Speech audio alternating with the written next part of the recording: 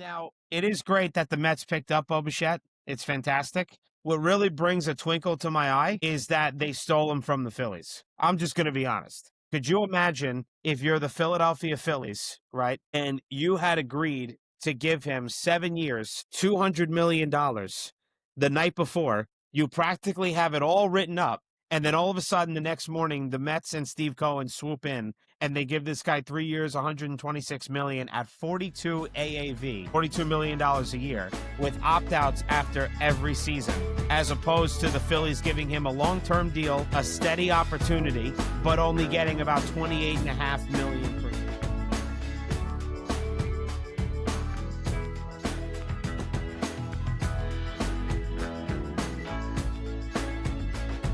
Ladies and gentlemen, welcome back to the FTB podcast. I'm your host, Chris Gulick, alongside my co-host, Tom Savino, where we'll be discussing the week that was. The Giants' culture is about to change in a big way.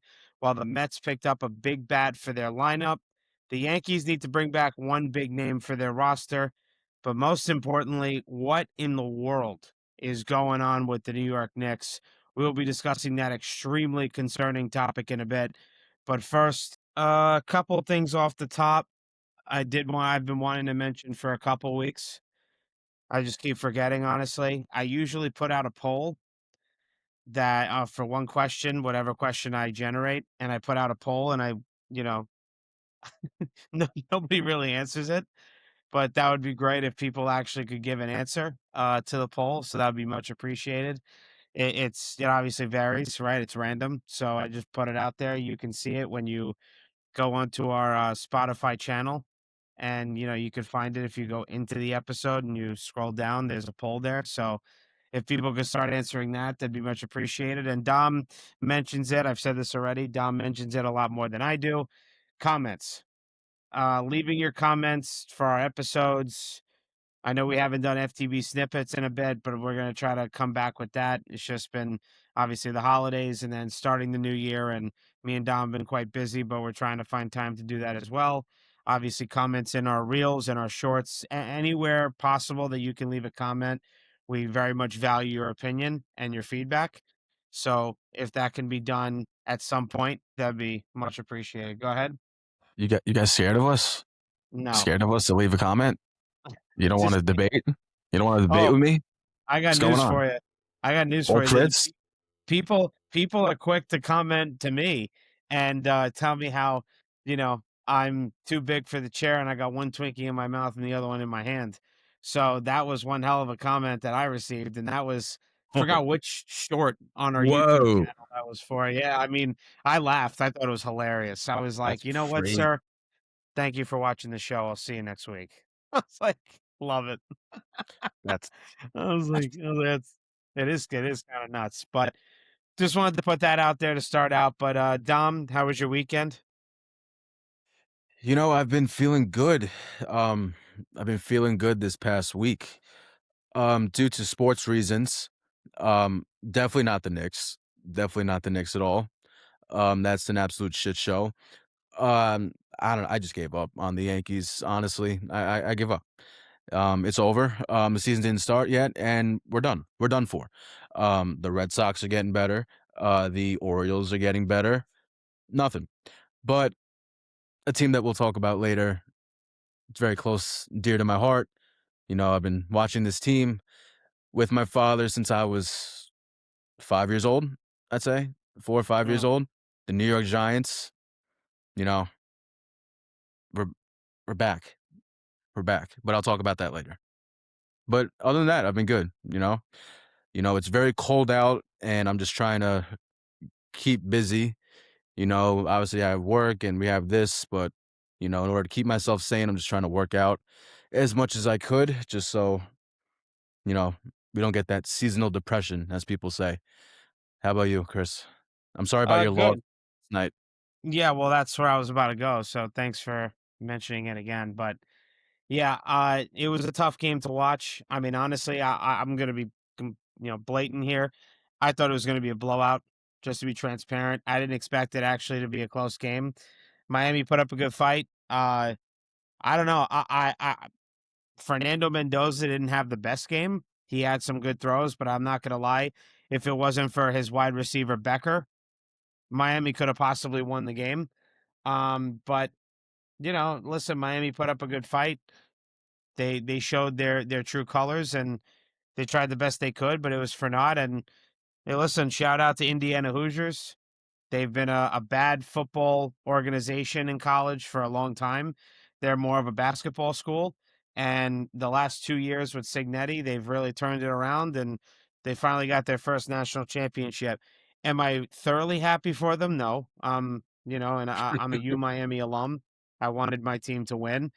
I didn't really have much faith in Carson Beck. I think Fletcher is a fantastic running back, so it wasn't really a surprise to me that he did show out in this game. He had obviously that long run for a touchdown, and he had a few other good runs as well in this game. But listen, it is what it is. Indiana got their win. The my two friends from my hometown, Sam and Joe Cantino, don't even go to Indiana, and they're like running it in my face. I don't understand that. They don't even go to Indiana, barely know about the school, barely know about the team. Really, have only been keeping tabs on them for the past couple weeks just because they got to the national championship. But bandwagoners, front runners, what can you do? There's nothing you can do about that. But it's quite pathetic. Ridiculous. But anyway, shout out again to Indiana. They won and they took the national championship away from in their own home stadium, by the way, which makes it even worse that it was at Hard Rock and Miami couldn't clutch up. And honestly, I don't know. Mario Cristobal is a good coach, but buddy, at some point, I think it was time to throw the ball a little more, and you weren't doing that in the first half, and you didn't really do enough of it in the second. And yes, granted, Carson Beck is not the best quarterback. He said that he graduated from Georgia 2 years ago already, so I don't really know what the man was doing if he isn't playing. I guess he's taking like I don't know botany classes or whatever. But yeah, it is what it is. Loss to loss. It was nice that they at least had the national championship at their home stadium and they qualified and they made it. So, you know, it is what it is. Moving on. But other than that, yeah, my Monday night was good. The other weekends were fine. Watched, some good football games. I mean, Bills lost. There goes Sean McDermott. Am I a little surprised that he got fired? Kind of, but at the same time, Connor Hughes did say on Twitter, the SNY Jets and Giants analyst, he said this may have been their ceiling with Sean McDermott, and I guess it was. They let him go, but a lot of good games. The Seahawks Niners game was a joke.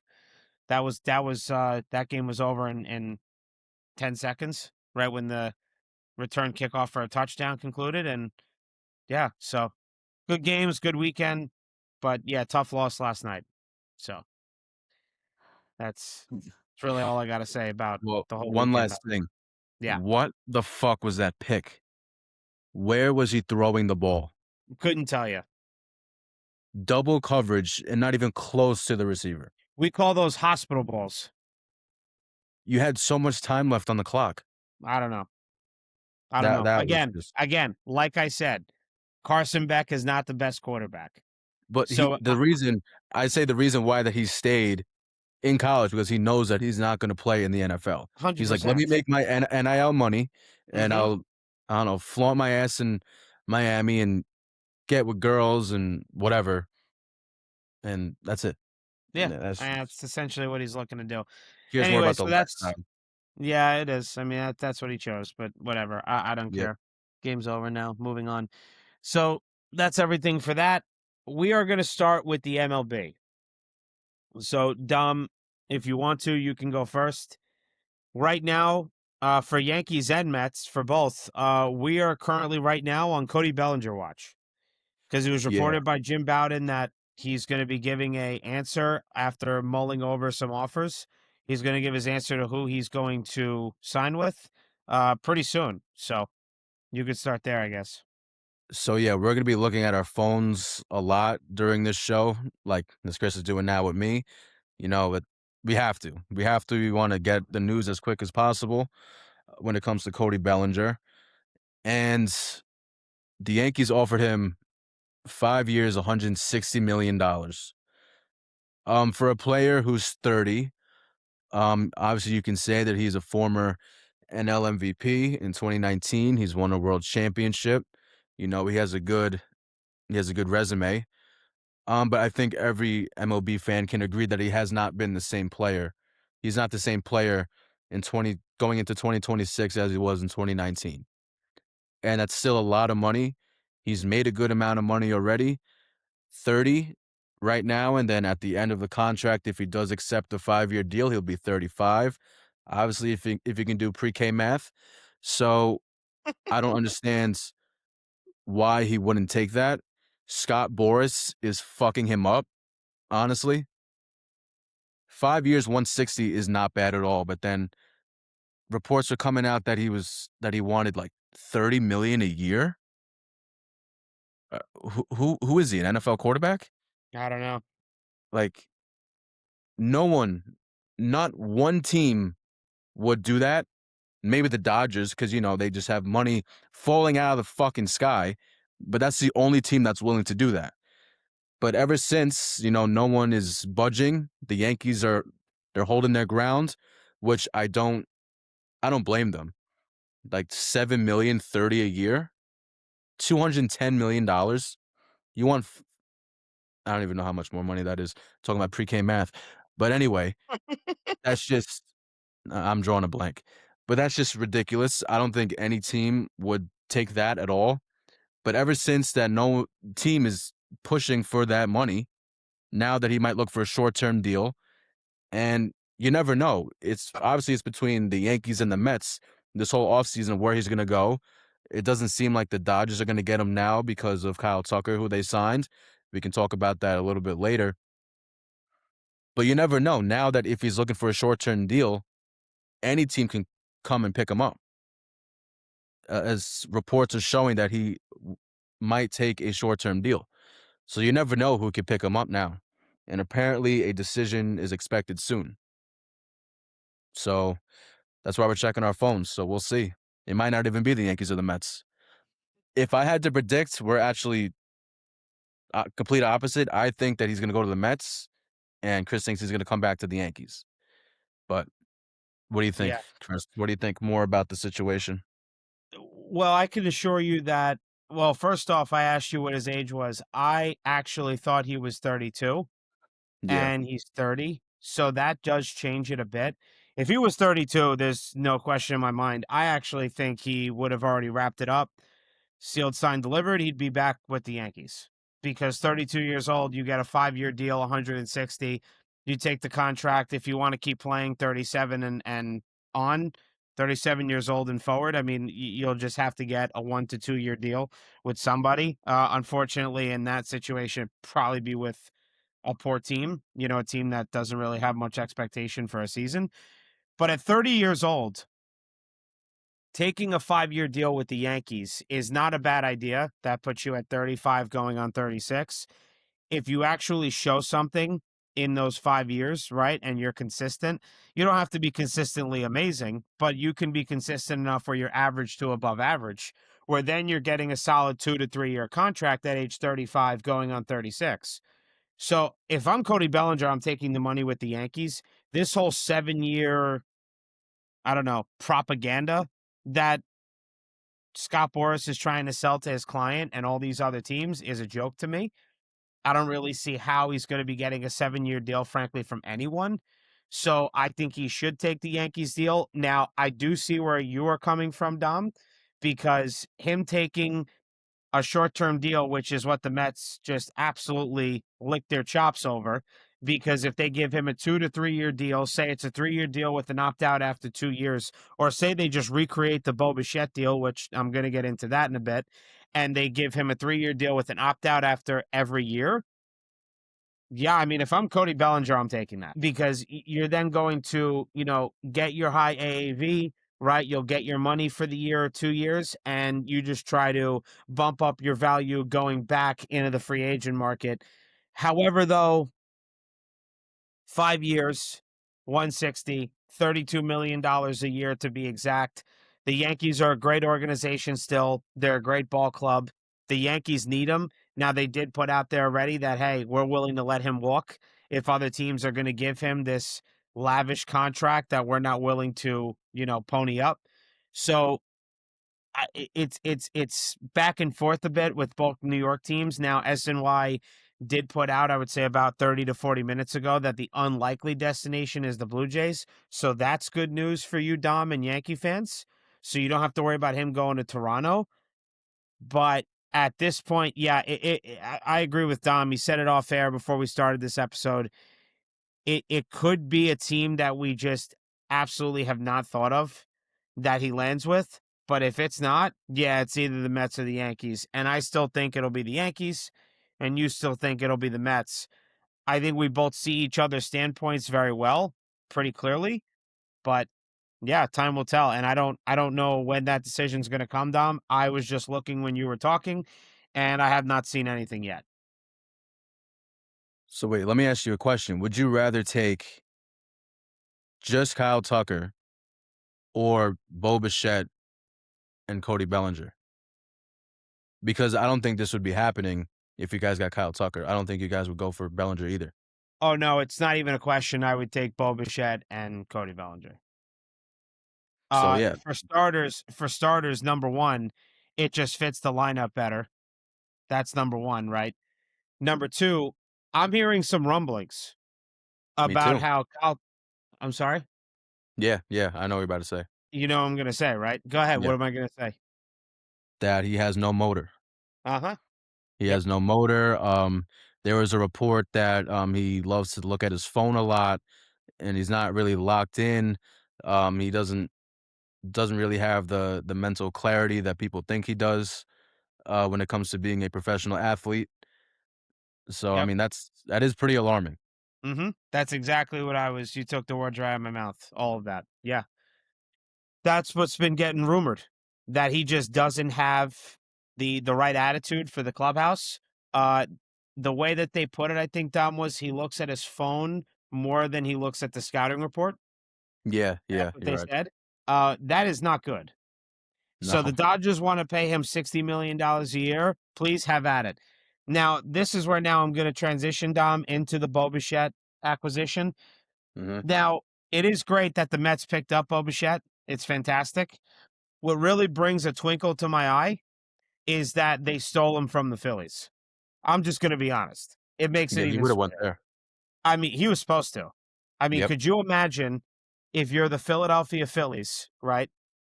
And you had agreed to give him 7 years, $200 million the night before.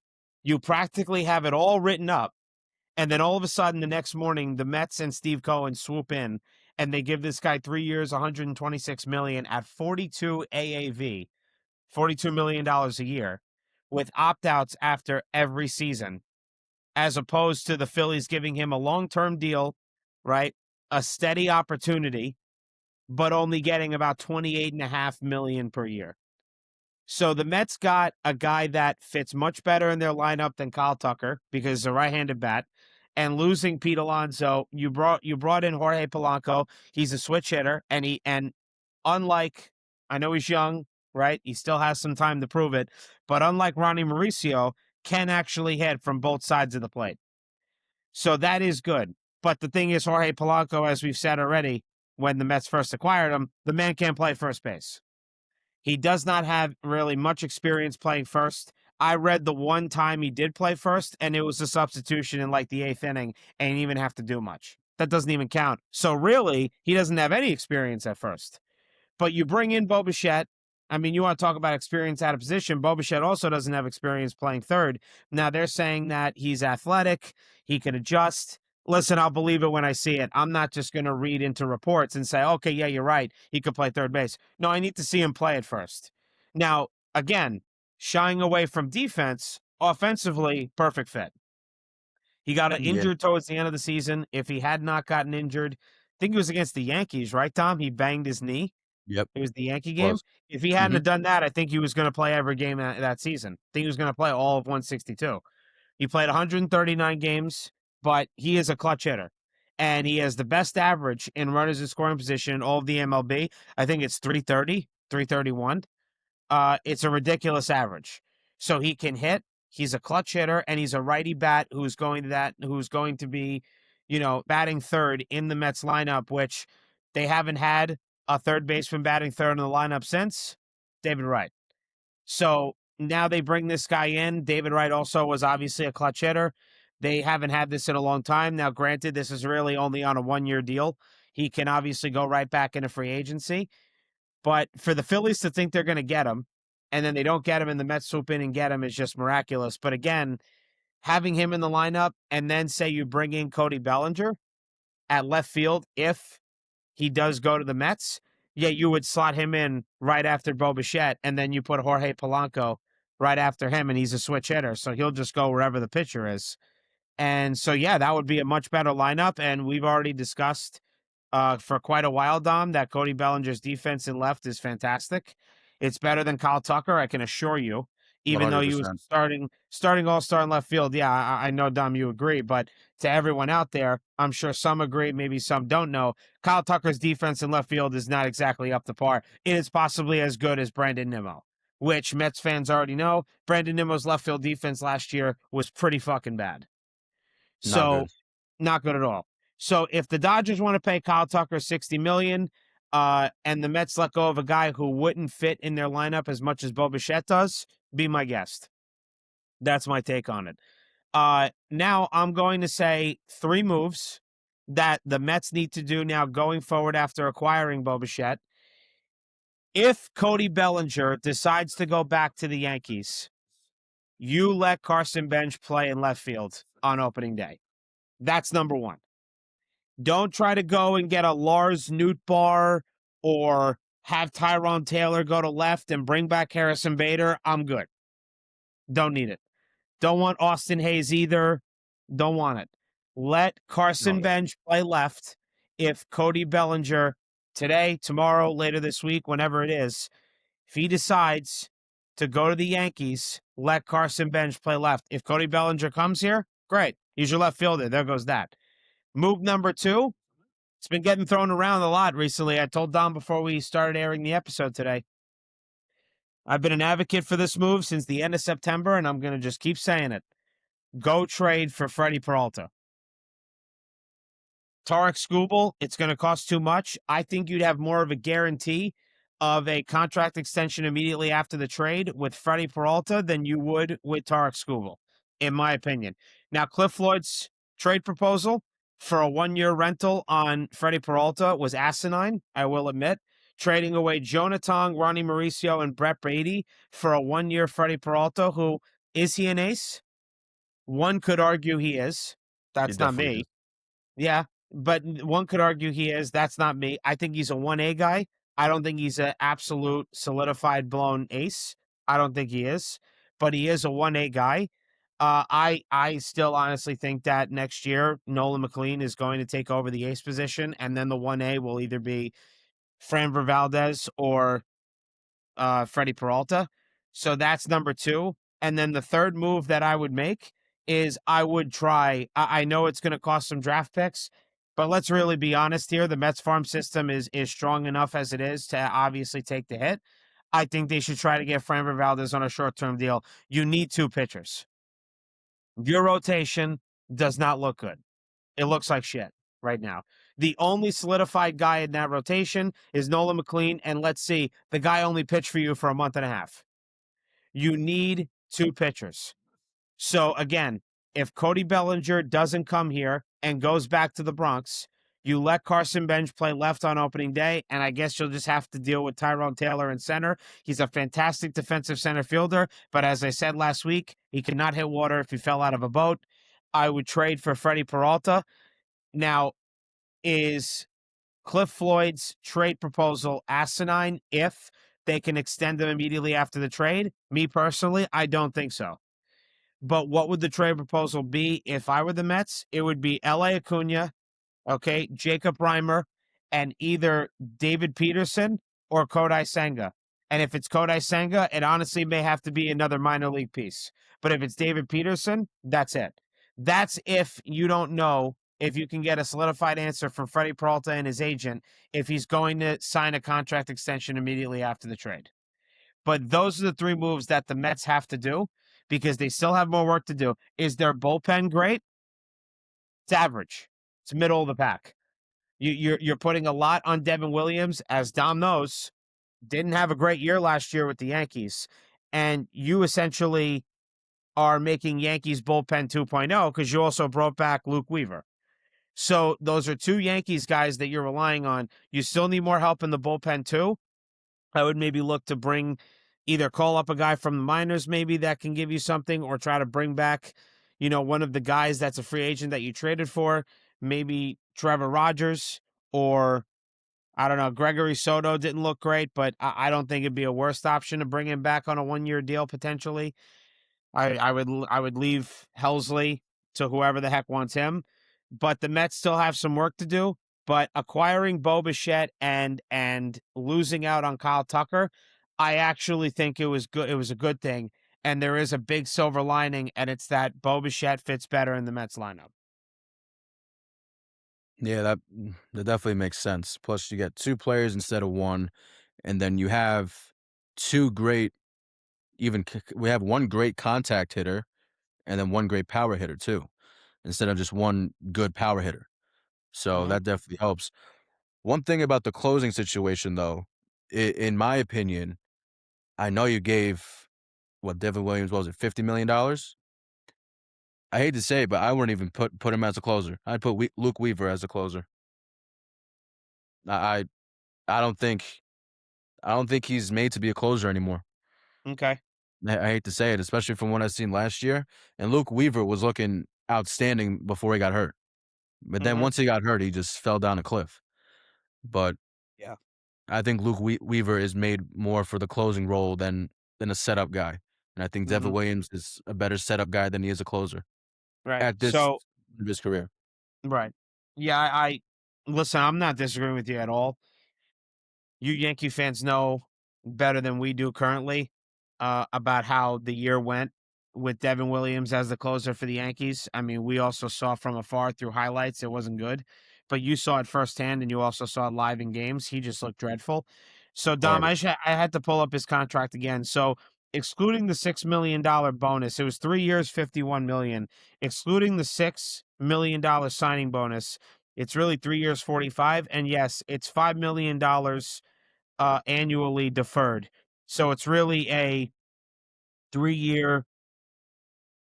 Yeah, I guess it's 3 years, 30 million, really. I mean, Oh, wow. right now I'm looking at Spot Track and he's making $12 million a year. So really it's 3 years, 36, 36. because I guess that's including the signing bonus. So yeah, I mean, that's his contract. I don't know. We'll see how it plays out. I hope he could turn it around with his airbender curveball. I don't know if he can. We'll find out. But yeah, the bullpen is not, it's just not solidified. It doesn't look that great. It's January. Crazy thing is what's today's date, Dom? January 20th. Yeah. Pitchers and catchers report on February 11th. So that's under a month away.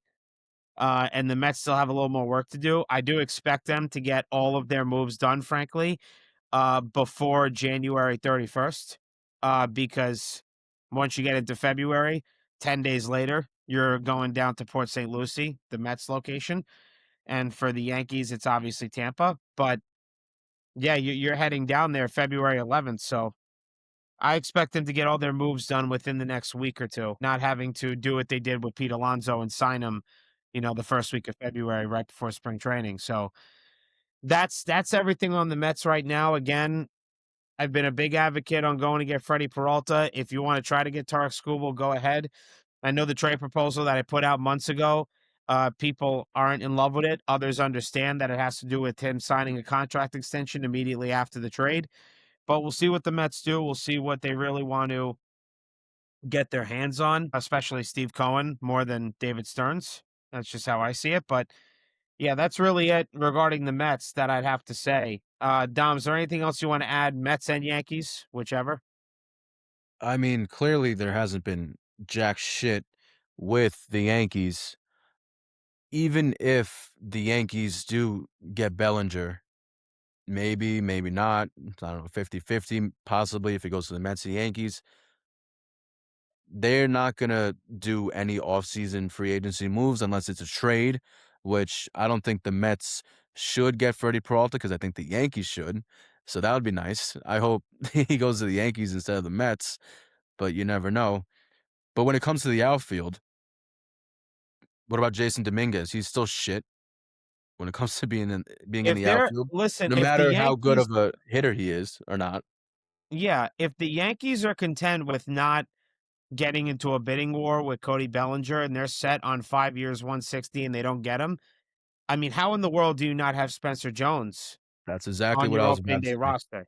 How That's do what you I was not have exactly what I if was you about to don't say. call up Spencer Jones for your opening day roster, for the love of God, Hal Steinbrenner, sell the damn team. No, he should be selling the team anyway.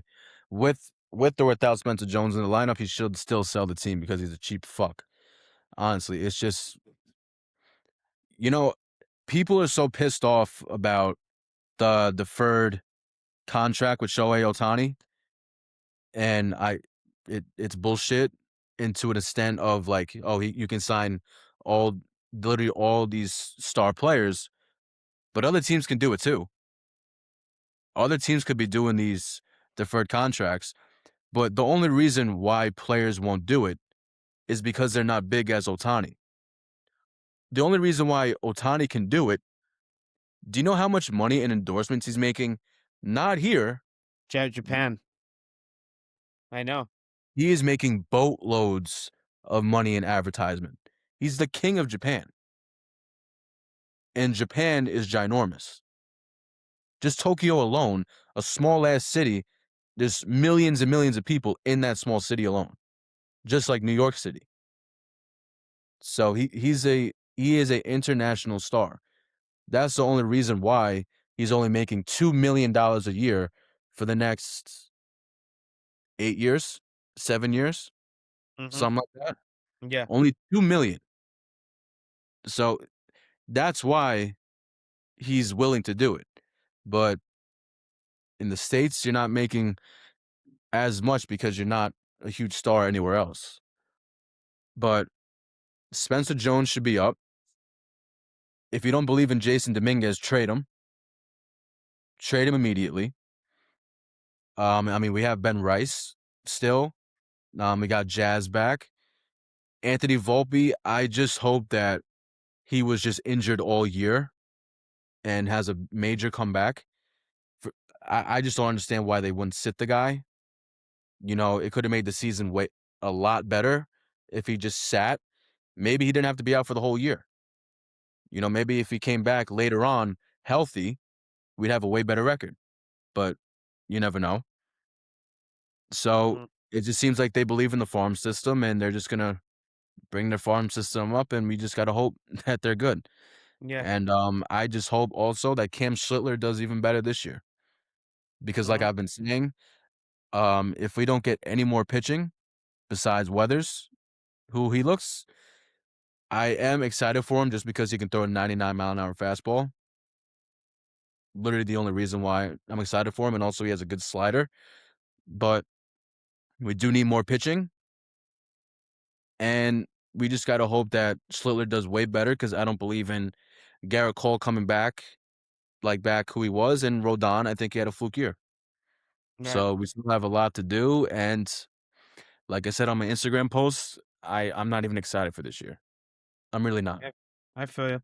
So I'm going to mention one thing before I get into one more topic before we move on to the next league. So this is what Phillies president of baseball ops, Dave Dombrowski, said about the negotiations with Bo Bichette in free agency before he signed with the Mets. I can't say that we ever thought it was done. We thought we were very close to having a deal done. We thought it was going to happen, but it wasn't done. There's a difference between the two.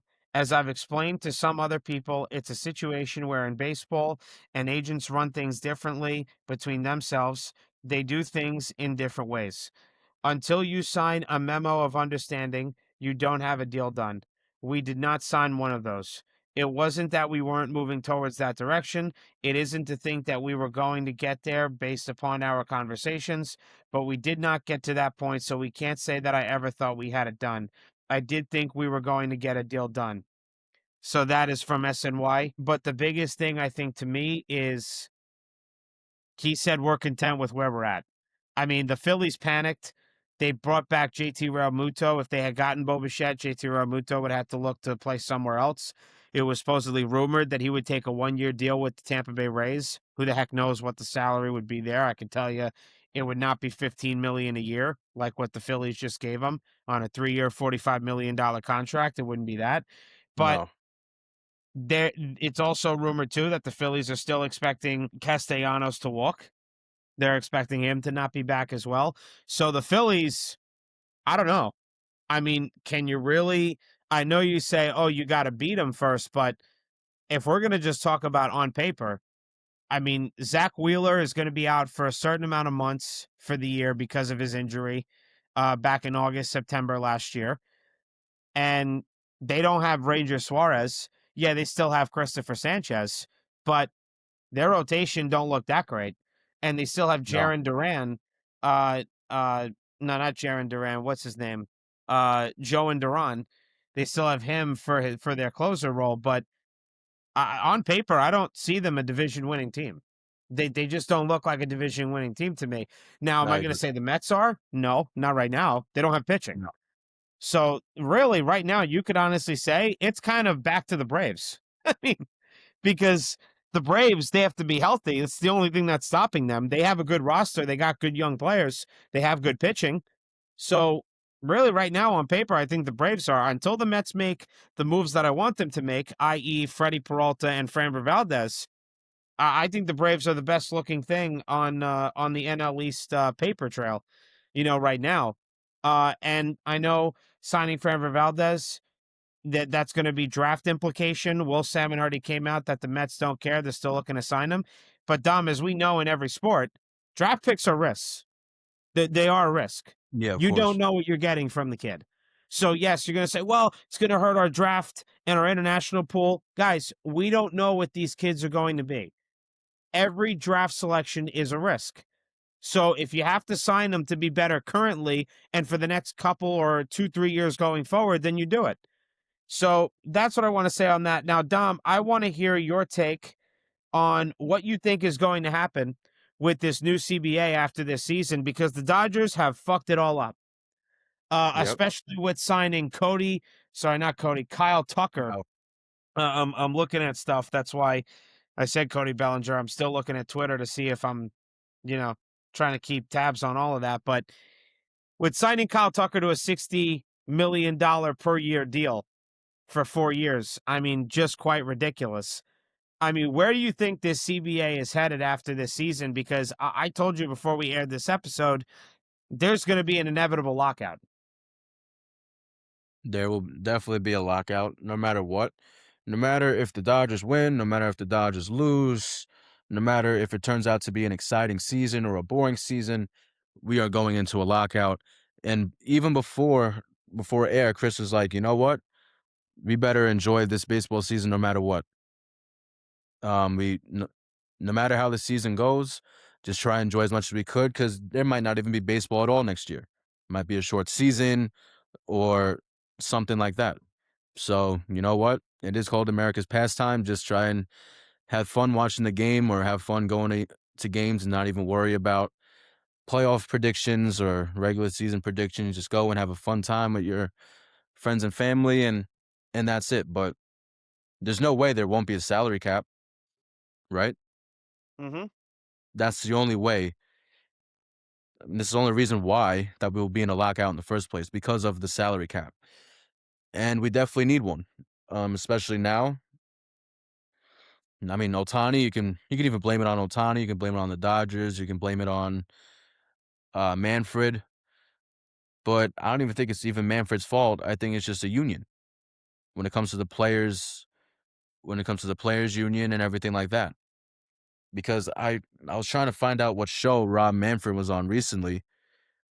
He was talking about a possible lockout, and he's like, basically, he was saying it really doesn't have anything to do with me. It's mostly just on the unions. The unions just clashing on each other.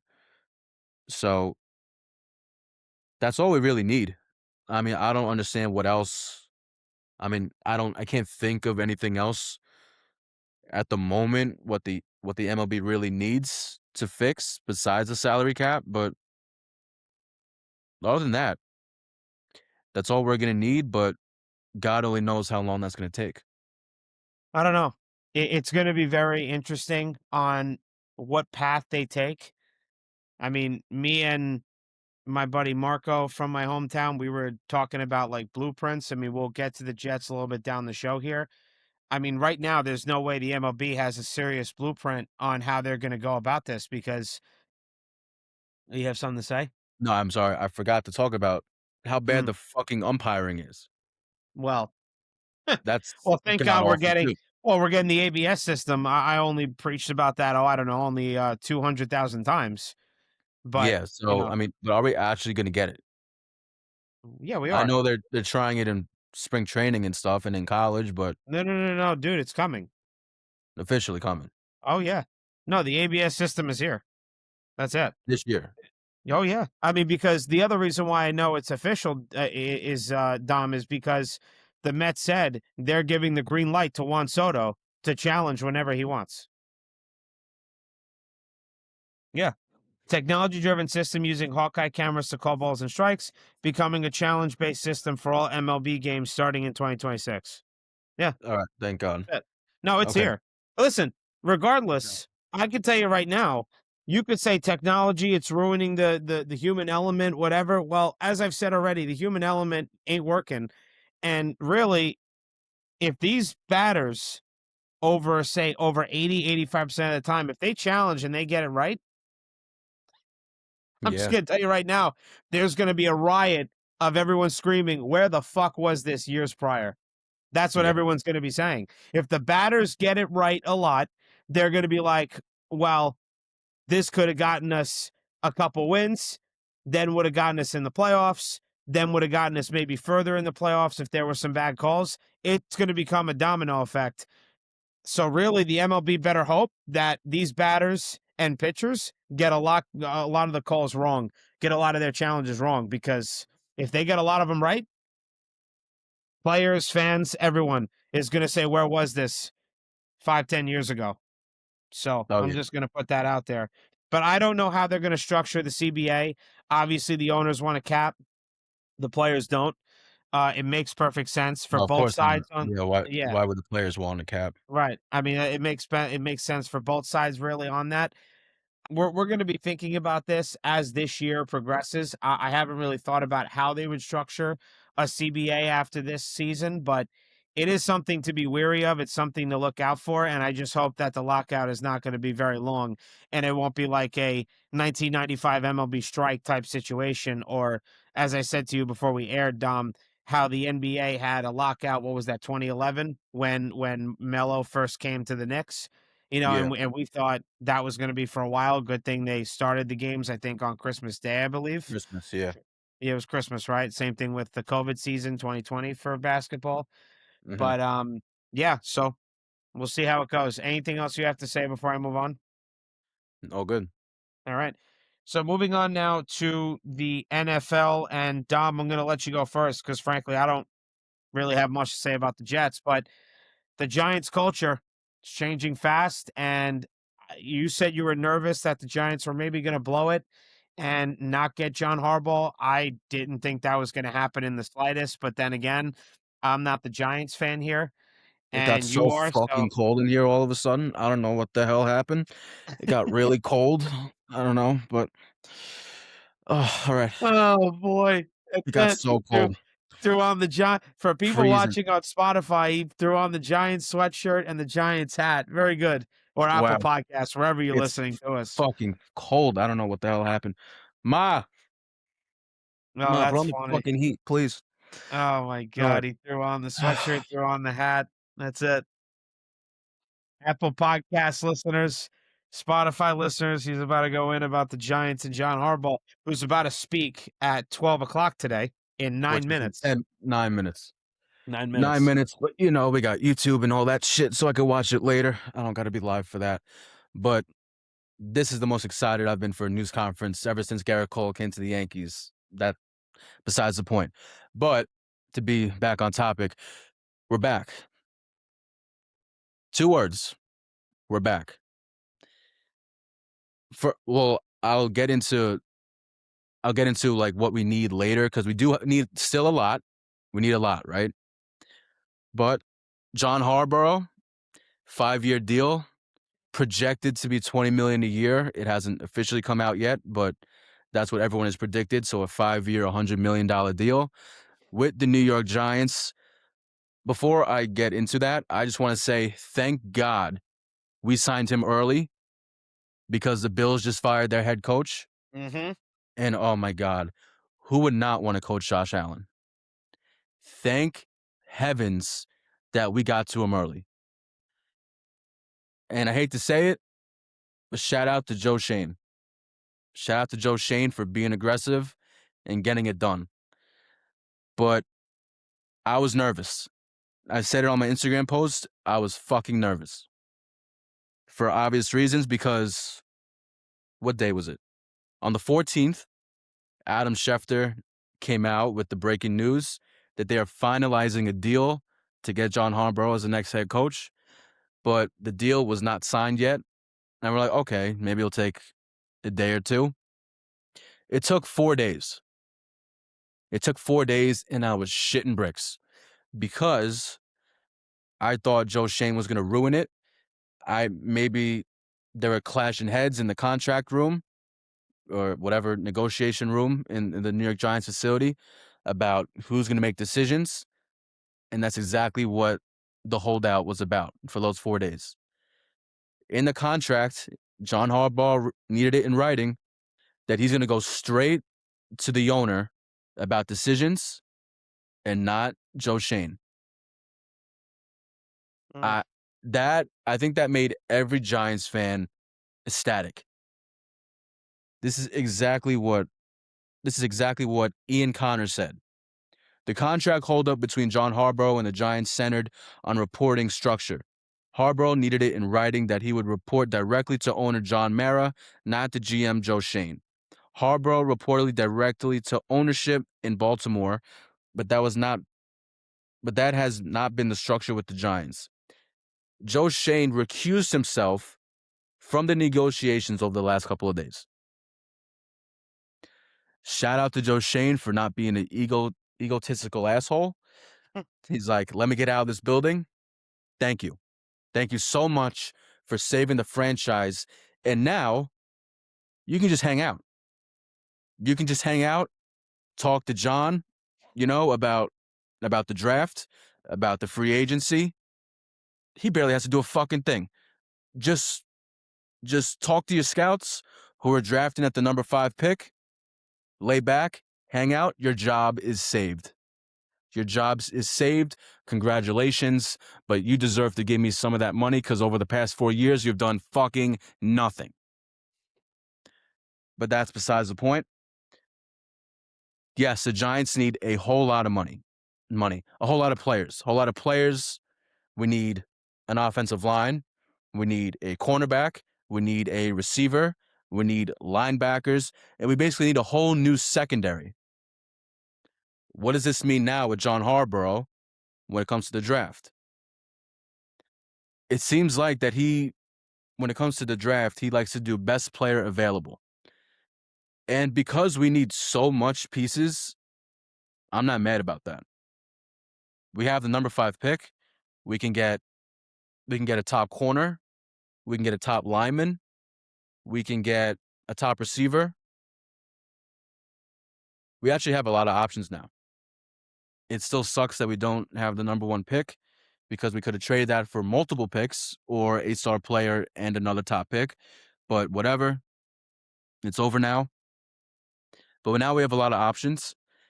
And reports have came out that John Harbaugh is going to go after former Baltimore players. You know what that means? Tyler Lindenbaum, the center Mm. from the Ravens, and he's not the greatest pass blocker, but he's an amazing run blocker. And John Michael Schmitz, our center for the Giants, has been very up and down. He had a great rookie year, but these last 2 years have not been good at all.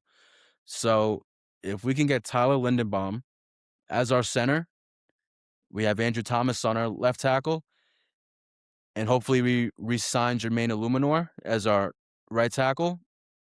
We're looking really good. Those Mhm, are three that's a three-headed monster right there. Left, center, right.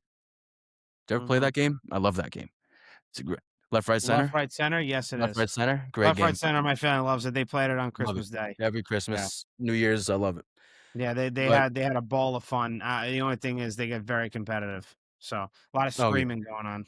No, 100%. And now there has been reports that John Harbaugh is bringing his offensive coordinator with him, Mhm, that it is possible, Todd Monken. mhm, But John Harbaugh said this morning, he said, "We'll see. Can't really say right now. There's a lot of moving parts." He is interviewing Tuesday for the Browns head coaching job, so there's a lot of balls still up in the NFL. That's for sure. Look at today, man. Crazy. Also, he has to go through the Rooney Rule as well. So he has to interview with other teams, and also the Giants have to interview other candidates. I mean, from what I've seen, it's really hard to tell about any offensive coordinator who was with the Baltimore organization for the past, I mean, ever since Lamar was here, because people can blame John Harbaugh for the failures or not making it to the Super Bowl, but what does John Harbaugh have to do with Zay Flowers dropping balls in the playoffs? Mark Andrews dropping balls in the playoffs? Um, Players fumbling. What does that have to do with any coaching? mhm, Also, was it the GM or was it John Harbaugh's fault that they didn't really get a top receiver for Lamar Jackson? You're getting DeAndre Hopkins way past his prime. They traded Lamar Jackson's favorite target, Hollywood Brown, mhm, which I think was a shock to everyone a few years ago. for sure. Why would they do that? That is actually one concern that I was thinking. Was this all John Harbaugh's doing, or was it the GM? That's the only concern that I've ever had with him. Because obviously, when it comes to John Harbaugh, you're bringing culture. You're bringing someone who is going to respect your head coach. You're not. You're bringing in a head coach who's not gonna have a million questions when it comes to the players. Respect, great resume. He's gonna lead the culture. He's gonna change everything in that Giants training facility when it comes to the trainers, when it comes to the kitchen staff, when it comes to the the strength and conditioning coaches. He is going to change everything. Mhm, You know, apparently he runs one of the hardest practices in the NFL. You're gonna have to work your ass off. It's not gonna be all no spraying hoses with Joe Judge, or you're not gonna be having a dance parties in locker rooms with Brian Daboll. So everything's changed. We finally have a foundation so after all these years. yeah, so I don't mean to cut you off, but that is something that I was going to mention after you were done, and I'm just gonna mention it now because you already brought it up. The biggest word that I have for all Giants fans that John Harbaugh is now gonna be bringing to this team starts with an M, Dom. You wanna guess what that word is? Maturity? Thank you. Maturity. That's what and I mean and listen, I'm not saying I don't know these players personally, right? Maybe what you see on Sunday afternoon or Sunday night is not how they are in practice, but the way Jackson Dart is, the way Cam Scatterbo is, who's a freaking nut job, and Malik Neighbors, where, he can be a little, you know, a prima donna wide receiver, like how Jamar Chase is, like how some of these other guys are. Thing with John Harbaugh coming in, he ain't going to tolerate that shit. You want to be a child? You want to do child's play type behavior? You can go sit on the bench. I don't need you. Right? John Harbaugh will figure out how to make do with what he has without you. So the big thing that he's bringing to this team is maturity. And I am sure, I wouldn't be surprised if he mentions that in the press conference. And if he doesn't mention, and not saying like he's going to point out guys that need to mature, but he's going to say, hey, I bring a certain maturity factor that I like to instill in these young guys so that we're ready to go on Sundays or on prime time, especially prime time. So I think that I wouldn't be surprised if that's something he mentions in his press conference, which is underway now. It's Yeah, 12:02. Um, so he's going to try to bring that day one because there are some guys. Listen, they're young. It's natural, right? Human nature. Young guys, they're still gonna. They're not. Not everyone's matured in their years. Matured beyond their years. It just doesn't happen. There are some guys that are young and they still have a childlike behavior. It is a child's game, right? Football, you should still enjoy it, yeah. but at practice, it's time to be mature and it's time to man up and do what you're told to do and what your responsibilities are. And I think John Harbaugh is going to be preaching that from day one and going forward. There are reports of John Harbaugh deciding, looking at film of Cam Ward and Jackson Dart. Hmm. Was that really the deciding factor? No, that wasn't. Who the hell else is on the Tennessee Titans? What other great players are on the team? I don't know much about the Titans, but when it comes to my head, I really can't think of anyone that's really great on that team. No, there aren't many. The Yankees, the Giants have great players. You know, we have Malik Neighbors coming back. We have Cam Scatterboo coming back. We have Abdul Carter. We have Dexter Lawrence. We have Brian Burns. Hopefully, Kayvon Thibodeau is back with us too. So we do have foundational pieces for a great franchise, for a great team. That's number one. And during the interview, when John Harbaugh went to the facility, he talked to Jackson Dart for 2 hours at the Giants facility. John Harbaugh on Jackson Dart via Albert Breer. I was really, really excited talking ball with Jackson Dart. His mindset is exactly what you're looking for. His enthusiasm and excitement for the game and for every part of football. That really got me fired up. That's that's amazing to hear. That's that's really amazing to hear, and it's a good fit. Hmm. Someone that is excited to play with the quarterback, and I'm sure every single player in the Giants locker room is excited to be with John Harbaugh, and I'm sure they're even going to want it trying to extend. Whoever's a free agent, they're going to want to stay even more. Whether they like New York, whether they hate New York, they're going to want to stay now. I'm very Hmm. excited about that.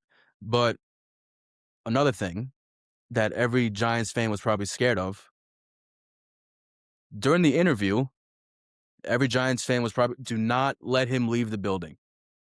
Don't let him leave Right. because he was supposed to interview with the Titans and the Falcons. The first stop was New Jersey. Once I saw that tweet, I was checking my phone every 2 minutes. Every 2 minutes, is he still there? Is he still there? Is he still at the facility? Then I get that tweet. John Harbaugh has left the building. I was flipping. I was flipping out. I'm like, oh no, they let him go. Not even an offer. Nothing. Hmm. But apparently he just wanted to go home and talk to his family because then he canceled his meeting with the Titans and the Falcons. And when I got that tweet from Adam Schefter that they're going to finalize the deal with John Harbaugh, call me an over exaggerator, Chris, Mm. or maybe not. Maybe you agree with me. This has been our biggest win since our last Super Bowl. Yeah, I would agree for sure. This is the best day in Giants history since Super Bowl 46. Hmm. Hmm. And you know what? With this move, these will be my final things about the Giants. With this move, we're going to see more Giants fans in the stands. We're going to see Giants season ticket holders not sell their tickets. Hmm. We're going to see all these passionate fans that gave up on this team for the right reasons, and I don't blame them. They'll be back. This doesn't just affect the players in the team. This affects the fans also a lot. Hmm. I'm very excited for next year, and it's the Super Bowl didn't even the fucking AFC and NFC championship games didn't happen yet, and I'm so Hmm. excited for next season. I mean, as you should. It's a big acquisition. They're calling you Dom. They're asking you to put the press conference on the TV. Yeah, John Harbaugh was calling So me. So yeah, so listen, we knew. Right. Obviously, every Giant fan, their top choice for head coach next year is obviously John Harbaugh. Why wouldn't it be? I mean, once we got the shocking notification that John Harbaugh got fired by the Baltimore Ravens, by the way, we didn't even talk about the Ravens owner press conference. I could see why the man hasn't done one in 7 years. I think it's best you just stay in your office and don't come down to the press ever again because I don't know what that. Did you listen to that press conference, Tom? Yep. I mean, I've watched and listened to pretty bad press conferences in my life. That one is up there as like top 3, Yeah, that maybe was 2, terrible. maybe the worst. I mean, it was that bad. That It was was so it was awful. so bad. But it's an amazing acquisition for the Giants. They needed to do it. They needed him as their top choice. Once they heard that he was available, how do you not go after him? And again, you're right. Everything you said, it changes fans' perception of the Giants. It changes their feeling. It's obviously going to change the MetLife attendance. I can't say the same about the Jets. Obviously, they're bringing back Aaron Glenn for next year. But for the Giants, getting John Harbaugh as your coach, it's amazing. So, with that all being said, I am going to transition to the Jets. I'm not really going to be speaking much on them because there's not really much to say. The one thing that is going to show me if they're serious or not with at least competing next year is what they do with this Breece Hall situation. If they don't really look to bring back Breece in March, or even sooner, who knows, and they don't try to re-sign him and they don't talk to him early and often to try to bring him back as their number one running back, then I don't really know what kind of direction they're going into. I mean, already bringing back Aaron Glenn, who had an absolutely dreadful coaching year. His defense was terrible.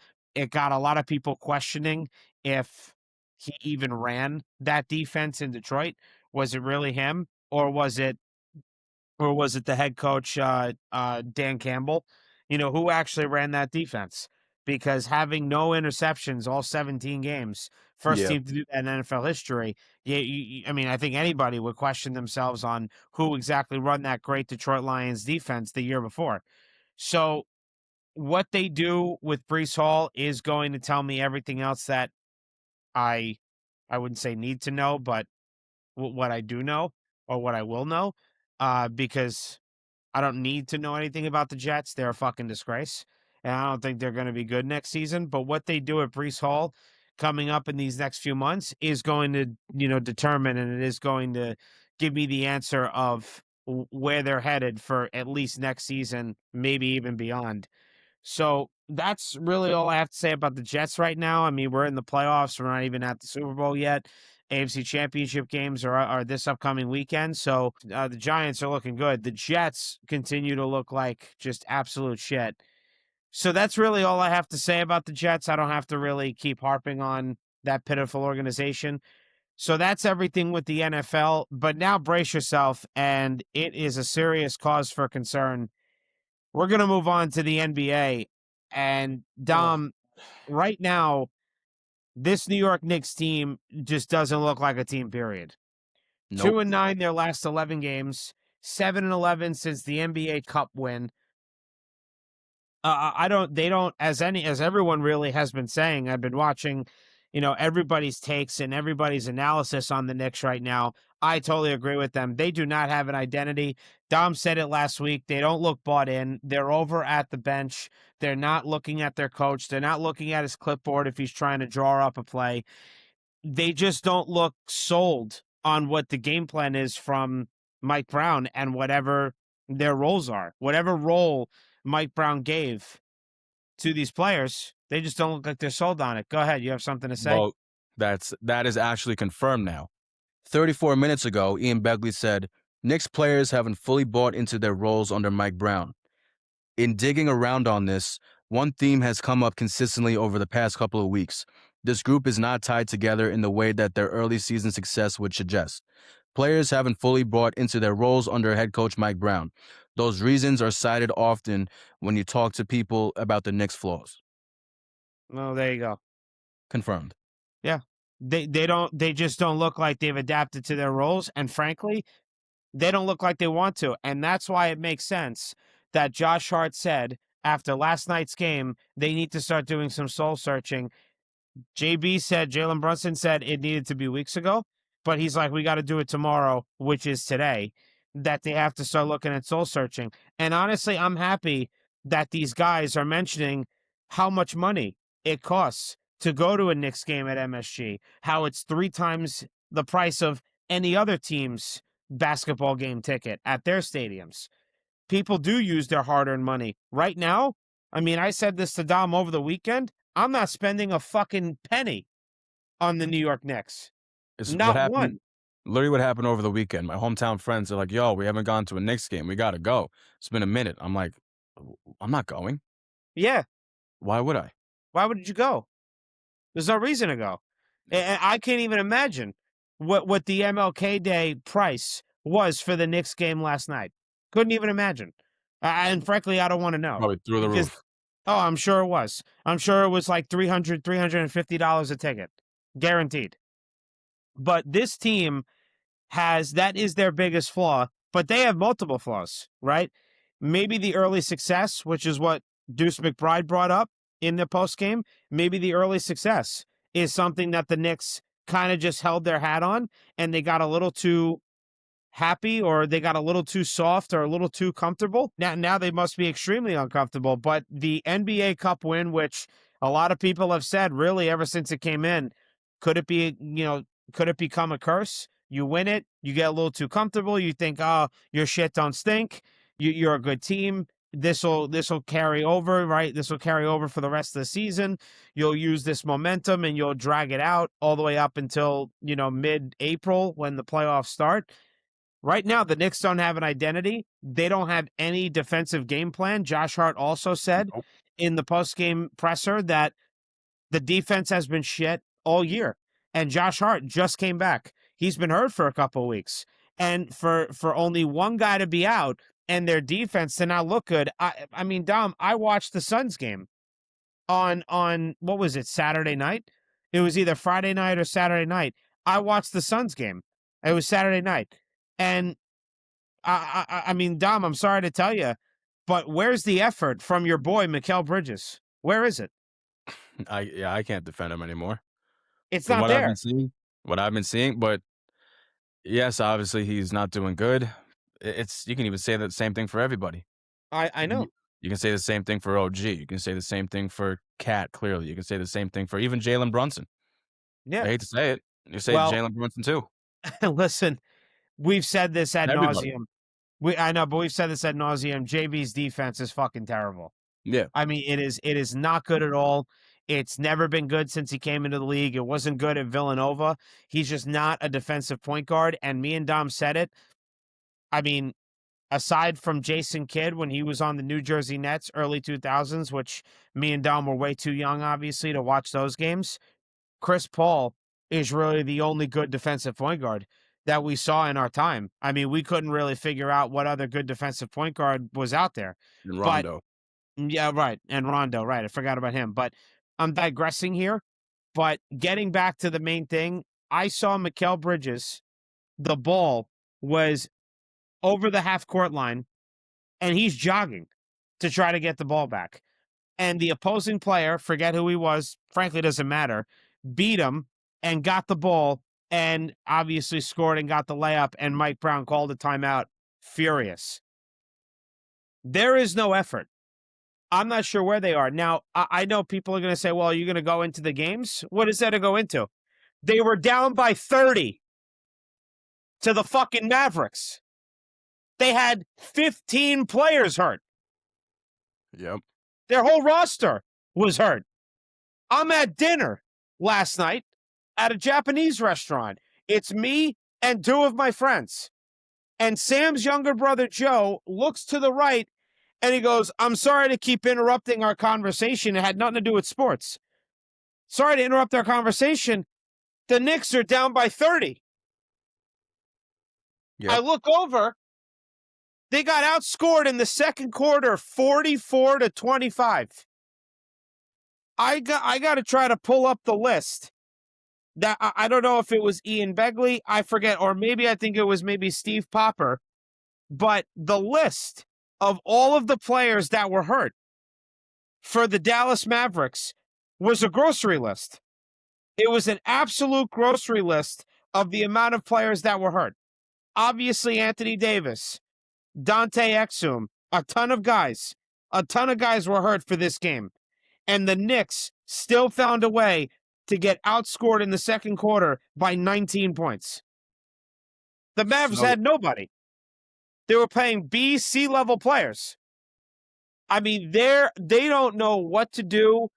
And honestly, this is the problem with being a 3-point shooting team as your offensive game plan. I warned everybody in the beginning of the year. I said it. There's going to be winning streaks. There's going to be losing streaks. There's going to be adversity. This is serious, serious adversity, excuse me, for where they're at now and what their expectations are for the year. we only They're said, yeah. No, sorry, Go sorry to ahead. cut you off. No, But go ahead. the only way this would have worked, which we've said for a while, is if we had a defense. Yeah, We don't have one. no. And I said a few weeks ago, we can't even compare ourselves to the Celtics anymore because they had a good defense when they had Drew Holiday and they still have Derek White and they had even Porzingis when he was playing. He can guard. Mm-hmm. So they had good Jaylen Brown could defend too. So Yeah, they had good defenders on the team, yeah, and I don't know if the thing is you can't even blame this on one or the other. You have to blame it on both the players and the coaching. This yes. isn't just Mike Brown. No. And this isn't just the players, it's both of them. I hate to say it, I don't think the Knicks did their homework good enough. People were calling the Kings players crazy. They're like, why are they giving up on him? Why did they want him fired? He's a great coach. This is why. People Yeah, just gave up on his system. yeah. It's exactly what the Knicks are doing right now. Here's the problem too. Okay, what is the biggest thing that everybody says in sports? And I'm not. I'm more saying this as a statement question, Dom. I'm not really asking. I'm kind of just speaking out loud here. Really, I'm speaking to the viewers and the listeners right now. What is the biggest thing that people say in sports that you can't teach aside from talent? Obviously, if you have talent, great. You can't teach that. Go ahead, give it a minute. Say to yourself, what's the other thing excluding talent that you can't teach?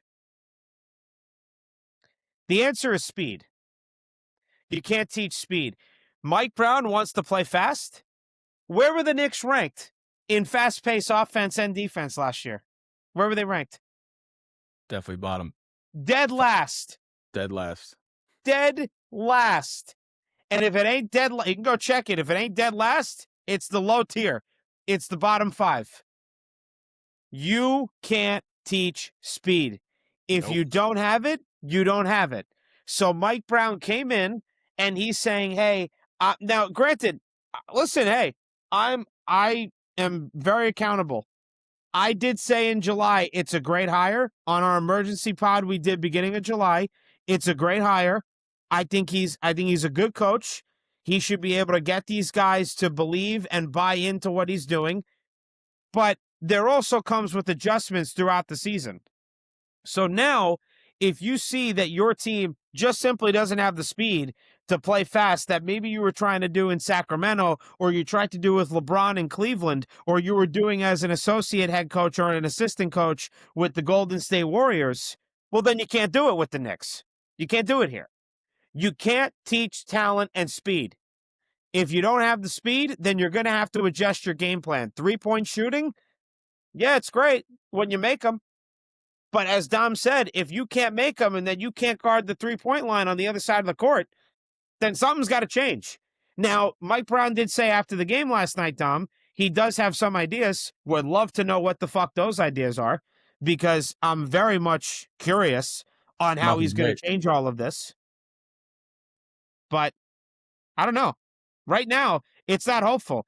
And with all of this now being said, and you said players and coaches both held responsible for this current losing streak and this adversity and these bad stretch of games, that obviously leads us to now really, Dom, you talking about getting Cat off this team.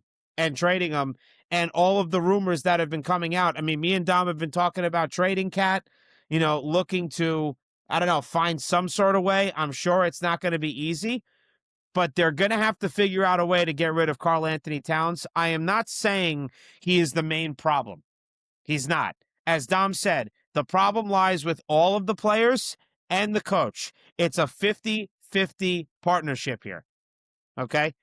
But watching Karl-Anthony Towns trying to argue for a foul all the way down on the other side of the court where the play is all the way on the other side, and he's lollygagging it, talking to the refs, bitching and moaning, and jogging up the court to go help his team defend, and then a rebound comes and kicks out to the third three-point line, and he's not there, and now the team gets a second offensive opportunity where he could have gotten that rebound. Yeah, I'm good. I don't need to keep watching that every game. He can't defend. He bitches and moans. I'm sorry, Minnesota's kind of right. He's a bit of a crybaby. I don't know. They said, I don't know if he could be a tough guy in New York. And he can't be relied on when JB is hurt, not on the court. He can't be a number one option. And right now, he can't even be a number two option. So the best case scenario for the Knicks and Cat is to get traded. According to Steve Popper 2 hours ago, the Knicks are considering trading Karl-Anthony Towns and have discussed potential deals with the Magic, Hornets, and Grizzlies. So, I don't know who the fuck we get from the Hornets. Tell me. I have no idea who. Please leave a comment. We don't know. Michael Jordan, maybe. I have no idea. But the Magic, the Wagner twins, one of them, or brothers. I don't know if they're twins or brothers, whatever. There's no way they're giving up Paolo. No way. Mm-mm.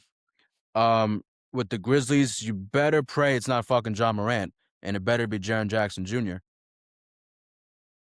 I would take Jaren Jackson Jr. in a heartbeat. Oh, my God, yeah. You kidding? He It's not even would. a joke. Oh, God. Defensive player of the year, can Yeah. score. He can actually post up people, Mm-hmm. Yep. you know, Oh, like a yeah. real center does. He can shoot too. I would take him in a heartbeat. I don't know. It seems a little less likely now.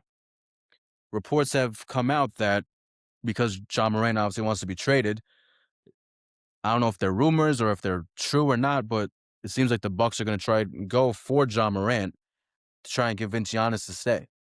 Hmm. It's not a But the bad thing is, idea. that's really not a bad idea. But the thing is, Giannis is never going to request for a trade anyway. That's why I said last week, the Knicks better be aggressive in trying to make a great deal with the Bucks. Would you rather want Jared Jackson Jr. or Giannis? No shit, the answer is Giannis. But if that's not possible, Jaren Jackson Jr. That's a great alternative. That would improve our defense and our offense and our spacing. No problem. The Wagner twins, brothers, whatever the fuck they are. Mm-hmm. I mean, they're good. They're not like Jaren Jackson Jr. and Giannis, though. Right. I agree. Listen, they got to find some sort of way to get rid of this guy. I mean, dump his salary. He's not a one guy. He's not a 1A guy. He's not even a 2A guy right now. He just looks lost. And I'm also watching, the video, right? So this is, I don't know. I'm trying to see. So AI on what Jalen Brunson said to Knicks during loss to Mavs. So obviously we don't know if this is exact word for word, but they wrote it here. It's from New York Basketball. At some point, we got to wake up, create some energy for ourselves. They're not going to give it to us. Our own fucking energy. Wake the fuck up. It's up to us, and don't watch the frigging news. So listen, Jalen Brunson is trying. He's trying to be a captain. He's doing the best he can to, bring his guys together, gather, rally up the troops, gather them together. It really all starts with how Mike Brown is going to situate his game plan going forward during this adverse time right now, because he doesn't look like the guy to get it done. And people have obviously been getting on him, I would say since the Pistons game, which me and Dom Last week's episode, we tried to, if we were going to go into any serious analysis of a game, that was the one it was. And the other thing I'm going to say is, and this came from Knicks Muse, and they're 100% right. I even bookmarked it. Tomorrow, the Knicks play the Nets. If the Knicks lose to the Nets,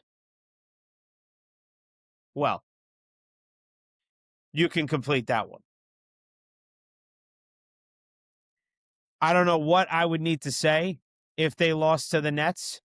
Obviously, I'm not going to say season over, but you can imagine the rage and anger and unfiltered frustration that is going to be displayed, not just on this podcast, but everywhere else that has to do with being a Knicks fan. So I think it's best that Mike Brown wakes the fuck up and he figures out what he needs to do for his team, and they get a win against the Brooklyn freaking Nets. So figure it out. Lock up NPJ. Can't believe I have to say that. But make sure he doesn't shoot 53s because he can make them, and he does get on a hot streak with making threes. So do whatever you got to do, and that's it. That's basically it. And honestly, I don't know. The Knicks, France, it's not good. It's not good. out of the twins or brothers, whatever the fuck they are, you'd rather get Franz Wagner, not Mo, because Yes, Franz is a way better player. of course. For some reason, let's just say you would trade Cat for Wagner, or you trade Cat for Jaren Jackson Jr. What are you willing to give up? Hmm. Well, for Mo Wagner, not nearly as much as JJJ. No. I mean, that's No. obvious. For me, I would give up Cat. I would throw in Ariel Hukporti. I would also throw in, I'm going to be honest. I don't know.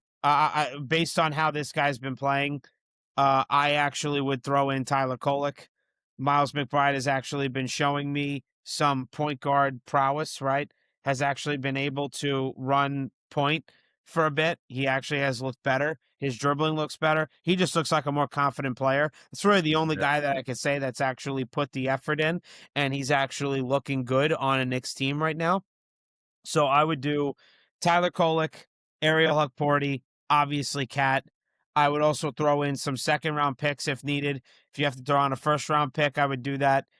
And give him Pacome Dadier. Guy's worthless to me. I mean, he's got no serious future talent. I don't know. His ceiling, I don't know where it is. I know where his floor is. It's now, but I don't know where his ceiling is going forward. So that's the trade that I would do. For Mo Wagner, I'm doing like Cat. I would still do Huck Porty and maybe like, I don't even know, man. 1 or 2 second round picks. I Yeah. don't value Mo Wagner very much, dude. I got to be honest. He's Franz. got his injury history. Oh, it's for Franz.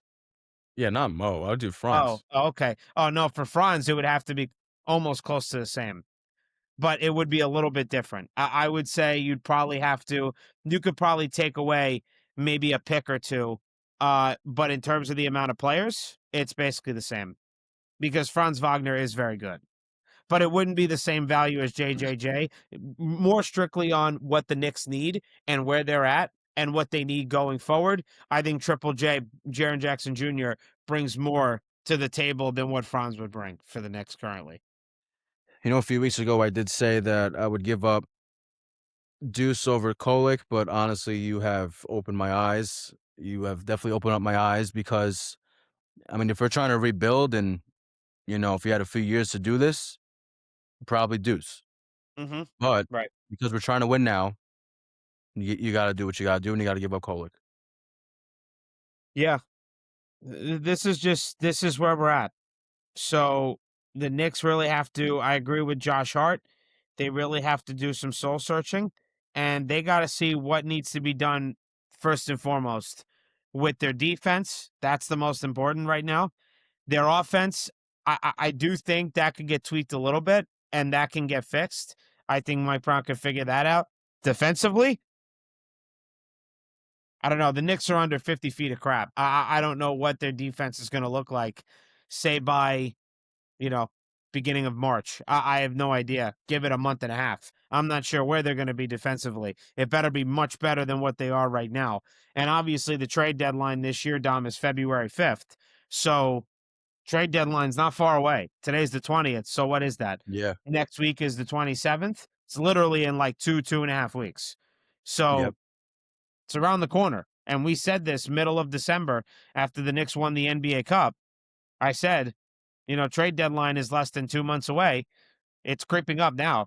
2.5 weeks. Mike Brown's got some work to do. And I got to tell you, if they don't succeed and they don't improve their defense and they don't look to tweak their roster and tweak their offense the right way, will Mike Brown be one and done after this season? I ain't ruling it out. I'm not. I'm sorry. I'm just not. I honestly, I would if it was an opportunity to get somebody else right now, I'd do it. Hmm. I wouldn't even wait. Hmm. I would not wait. They're not going to do that. They at least They're have not to see going this. to, but They have to see this season through, Dom, because I you know. gave up on Tibbs, and now what? We're only, and you said it right when me and Dom were trying to figure out which league we were gonna we situate the leagues obviously in a certain order. We were discussing which league was going first, and Dom said, "Well, it's only January, so we'll do the NBA last for today with everything that's transpired in the NFL and the MLB." It is only January, as you said, so It is. you do have to it's only been 3 months. So you do have to give him they're gonna see through the season, bottom line. That's it. I don't have to keep on, getting on it. But the thing is, it looks so bad.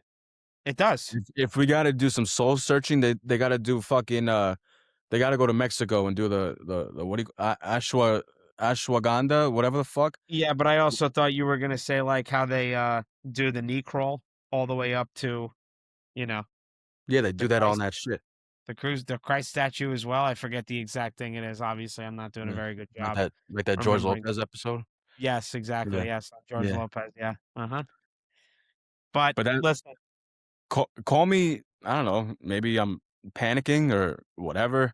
I know I said it's only January, but what could they possibly do? listen, right now, the panic meter, when you lose to a team that's one of the worst in the league and has so many injuries, and they don't really have many good players to put out there, and you're losing by 30 and you get outscored in a quarter by 19 points, yeah, dude, the panic meter is not at 5. For me, it's at, like, 8, to be honest. And if they lose tomorrow,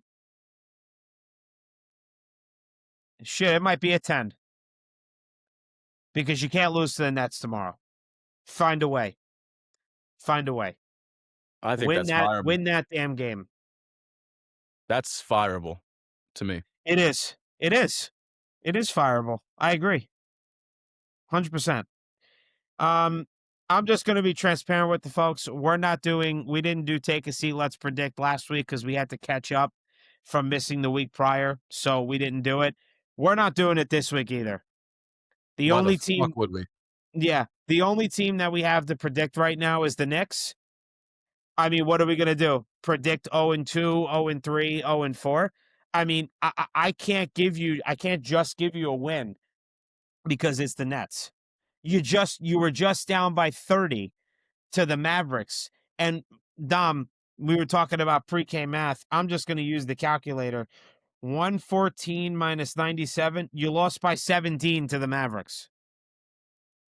No, I'm not just going to give you a win to the Brooklyn Nets. So we're not doing take a seat, let's predict, which really brings us to the episode wrap up. So, Dom, Yeah. anything else you have to say before I wrap up today's episode? So, like when it comes to press conferences, like, bringing in the new coach, the Mm-hmm. head coach, I mean, not head coach, the GM introduces the head coach, right? Mm-hmm. So I'm seeing a lot of tweets right now. It seems like Joe Shane is fucking nervous as hell. I Hmm. don't know what the hell he said, but maybe from the tone of his voice. I'm seeing it from Alex Wilson. I'm seeing it from other Giants podcasts and analysts, Joe Shane looks very nervous. He sounds very nervous. I'd be shitting too. I'd be Yeah. shitting bricks also. Well, don't forget, Dom. Now, John Harbaugh and Joe Shane, they have to report to the ownership. They weren't doing that before.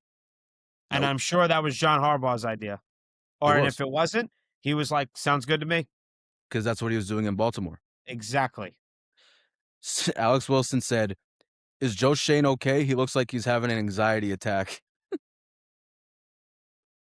Yeah, I don't know. Yeah, I don't know. I'd be nervous too if I was Yeah. him. And the Mm. last thing I'll say about the Giants, if you want to talk about Vegas, which we haven't done in a minute, the over under right now is 8 Hmm. for Giants wins. Okay. Craig Carton, right? That's his Yes. name. Yes. And whoever the other guy is, Craig Carton's like, "This is what you guys would be excited about? 8 wins?" And then his co-host, who is a Giants fan, he's like, "Yeah, that sounds about right. I agree. Free agency didn't happen yet, or the Yeah. draft. Yeah. That's actually perfect. Mm-hmm. I agree with whoever the fuck the co-host is. I think I his name is like Chris McGonigal. yeah, I I don't know, think. I something don't like know. that. But I I forget. agree that's perfect. Mm-hmm. That's an absolutely perfect number for right now. And I think any Giants fan would take 8 wins at this moment. Any Giants fan would take 8 wins, even if we don't make the playoffs. But as of right now, January 20th, 8 wins is a great number for projection purposes. Yeah. So it's Chris McMonigal. Chris Yep. McMonagle. Yep. I agree with Yeah. you, man. Yeah. I agree. Yeah. I would say for me, the Mets, those three things that I mentioned, the moves that they should make, I think they definitely need to look into that, thoroughly and take further consideration in those moves. Freddie Peralta, definitely look to trade for him. I know Cliff Floyd's proposal was pretty outrageous, but if that has to do with giving him a contract extension immediately after the trade, it's not as bad. I would still look to sign Framber Valdez. You need two pitchers. I know it would hurt your draft selection, but again, like I said, every draft pick is a risk. It's a risky investment. You don't know what you're getting. So the Mets still have work to do, but getting Bo Bichette was fantastic. There's going to be one more thing I'm going to say about the Mets that I have mentioned during the week that we had our recording issues. The Jets, I want to see what happens with Breece Hall, and then that'll tell me what direction they're at least trying to go into. And for the Knicks, you got a lot of work. You got a lot of things to fix, and it ain't looking good, and it's not pretty. And I don't know. I know it's only January, Dom, but the trade deadline is in 2.5 weeks away. I wouldn't be surprised if they try to trade Cat in any way they can to try to shake things up. And look, here's the thing, Dom. As I said to you in December last month, it's only December, but it's already December. I'm going to say the same thing here. It's only January, but it's already January. And then guess what? It's not the trade deadline yet. Hey, look, the trade deadline's passed. So time flies. And the Knicks, I got news for you. The sand in the hourglass, at some point, it runs out. And the sand right now is slowly moving, but at some point, it's going to get all the way to the bottom. And you're going to be running out of time.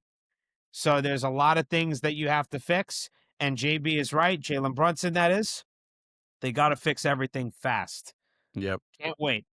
Got to fix it fast. And that starts, frankly, with tomorrow whooping Brooklyn Nets ass and really showing that, hey, yeah, we may be a little dysfunctional right now and out of sorts, but we still know how to play basketball. Because last night, they did not know how to play basketball, at least from what I was seeing. So they Yeah. need to fix that. And the absolute last thing I'll say before I give the outro here, I mentioned this during the week of, our recording issues. Dom had mentioned it last week about the Yankees with the international scouting, how they let go some of their employees. Well, the interesting thing is with the Mets, they let go of M. Scott Havens, which was the president of business operations. I only found that out because I was following the man on LinkedIn. and I saw him post something regarding some political view, which we don't get into here on the podcast. We keep this sports strictly. But I looked at it, and it was with Dow Jones. And I said, why is he posting something with Dow Jones? He works for the Mets. Well, not anymore. He left the Mets, I guess, either mid-December or towards the end of the year. And I looked, he did his 2 years, and he's out. News never came out about it. He never told anyone. And he didn't even give, you know, an end of the year or 2 weeks notice type shout out to the Mets, thanking them or anything like that. So I don't know what happened there in the front office. Dom doesn't know what happened with the scouting guys internationally that happened to leave or get fired, or You got fired. I don't know. He got fired. So Dom doesn't really know what happened there either and why that transpired, but very weird. And I meant to say it last week, but I wanted to make sure to say it at some point in this episode today. So M. Scott Havens, not there as president of business operations. I don't know who took over. I'd have to look into it, but I would have to look into anything right now regarding that because I didn't even know about M. Scott Havens leaving and going to work for Dow Jones.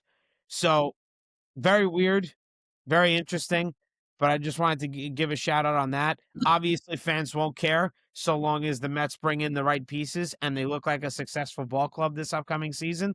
But just wanted to throw that out there just to tell people things happen in the front office that they don't really share everything. And that is something that happened. And I just thought, with the Mets offseason at that time, the way it was going, and maybe there were some disagreements between him and Steve Cohen, and maybe Steve Cohen said, "Hey, maybe it's time for you to depart and look for a job elsewhere." So who knows? Who knows what happened there? But that's everything that I have to say. Dom, are you good?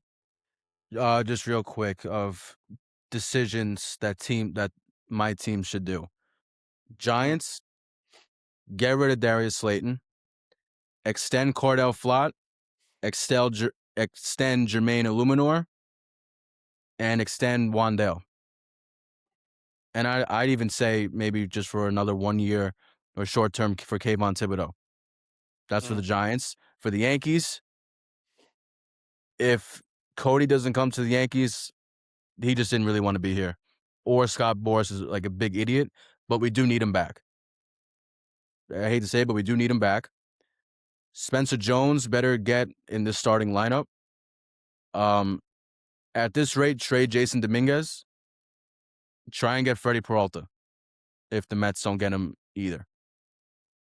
For the Knicks, at this rate, I trade any three that we were talking about. I trade for Franz Wagner or Jared Jackson Jr. or Giannis. Whatever the fuck the deal is, get Cat out. Get Cat out, and I would not be surprised if our Knicks coach does not stay for the whole season. Okay. Well, time will tell on that one, that's for sure, especially that last statement. But all right, so that's everything you got to say. No good. To go? All right. Yep, no good. Well, that's going to do it for us today. Thank you to everyone for tuning into today's episode of the FTB podcast on either YouTube, Spotify, or Apple Podcasts. Be sure to like this episode and subscribe to our YouTube channel so you never miss any of our shows. See you folks next Tuesday. Peace. Thanks, everyone. Appreciate it.